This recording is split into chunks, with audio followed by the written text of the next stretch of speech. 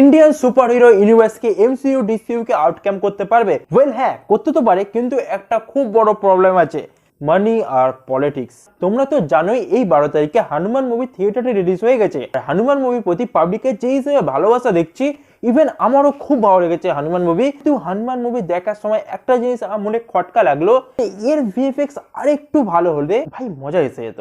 যার জন্য আমি ফটাফট গিয়ে গুগলে এর বাজেট চেক করি, আর তোমরা বিশ্বাস করতে পারবে না, এর বাজেট অনলি 25 কোটি। 25 কোটি বাজেটে এত ভালো ভিএফএক্স কিভাবে দিতে পারে মানুষ? আমি ভাই কিছু বলতে চাই না, তোমরা ডিসাইড করো এর ভেতরে আর এর ভেতরে কোনটা ভালো, অবশ্যই কমেন্টে জানাবে। এইটা দেখার পর আমি ক্লিয়ার হয়ে গেছি যে ইন্ডিয়ান সুপার হিরো ইউনিভার্স উঁচুতে যাওয়া নেক্সট টু ইম্পসিবল।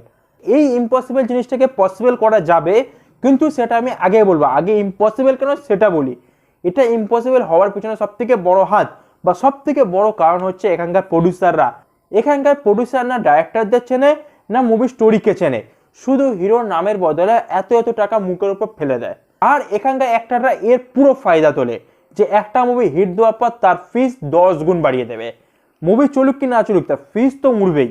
দেখো, যেটা আমি মনে করি যে কোনো মুভির বাজেটের 25% অ্যাক্টার্সদের দেওয়া দরকার, আর বাকি 75% দিয়ে পুরো মুভি করা দরকার।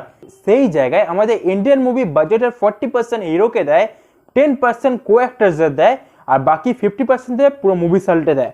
কখনো কখনো তো 50% কম দিয়েও মুভি সাল্টে দেয়। তুমি মার্ভেল কি দেখো না, এমসিইউ আয়রন ম্যানের রোলের জন্য রবার্ট ড্যানি জুনিয়রকে তখন হায়ার করে যখন রবার্ট ড্যানি জুনিয়রের সব থেকে খারাপ টাইম চলছিল। সে ড্রাগসের অ্যাডিকশন হয়ে যায়, যার জন্য ও জেলে যায়। তখন সেই সময় এমসিইউ রবার্ট ড্যানি জুনিয়রের ট্যালেন্টকে দেখে আয়রন ম্যানের রোলের জন্য অফার করে। তখন প্রডিউসারও সেরকম একটা কোনো কোয়েশ্চেন করে না, কারণ প্রডিউসার জানে এই ডাইরেক্টর ওমরাওয়াত না। আর আমাদের ইন্ডিয়ান প্রডিউসার না মুভির ডাইরেক্টরের পাস্টকে দেখবে না স্টোরিকে দেখবে, শুধু হিরোর নামের বদলে 5 থেকে 600 কোটি টাকা নিয়ে যাও, আর আদিপুরুষ কামিং কামিং কামিং। এই তো হচ্ছে আমাদের ইন্ডিয়ায়। তুমি ভাবো যদি এই 600 কোটি টাকা ছাড়ো, শুধু 100 কোটি টাকা যদি প্রশান্ত বর্মাকে দেওয়া হতো, তাহলে ও ইন্ডিয়ান সুপার হিরো ইউনিভার্সকে কোথায় নিয়ে যাবে তোমাদের ধারণা নেই।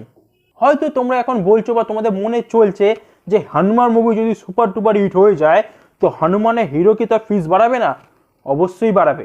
দেখো, যারা এই সুপার হিরো রোল বা যারা সিরিয়ালে কাজ করে না, তাদের ফেস আমাদের মনে গাঁথা থাকে।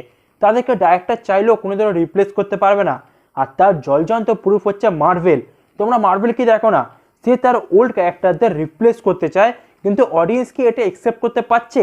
অডিয়েন্স কখনোই অ্যাকসেপ্ট করতে পারবে না যে তার ফেভারিট সুপার হিরো রোল অন্য কোনো অ্যাক্টর করুক।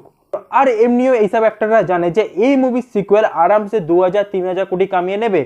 যেরকম কেজিএফ, পুষ্পা। কেজিএফ 2 এখন 100 কোটিতে রেডি হয়ে গেছে, কিন্তু কেজিএফ 3 কি 100 কোটিতে রেডি হবে? কেজিএফ 3 3 থেকে 400 কোটি টাকার নিচে কোনো গল্পই করবে না। দেখো, এখন একটা অ্যানিমে খুবই ট্রেন্ডিংয়ে চলছে, যার নাম হচ্ছে সোলো লিভিং। তোমরা যদি সোলো লিভিং এর উপর কোনো ভিডিও দেখতে চাও, তো ওর উপর একটা ভিডিও বানানো আছে, সেটা গিয়ে দেখতে পারো। আর তোমরা যদি 12 ফেল বা সালারের উপর কোনো ভিডিও দেখতে চাও, তো ওরও ভিডিও বানানো আছে, সেটাও দেখতে পারো। সব ভিডিও চ্যানেলেই আছে, তোমরা চেক করে নাও, বেশি ভিডিও বানানো নেই, আরামসে খুঁজে পেয়ে যাবে।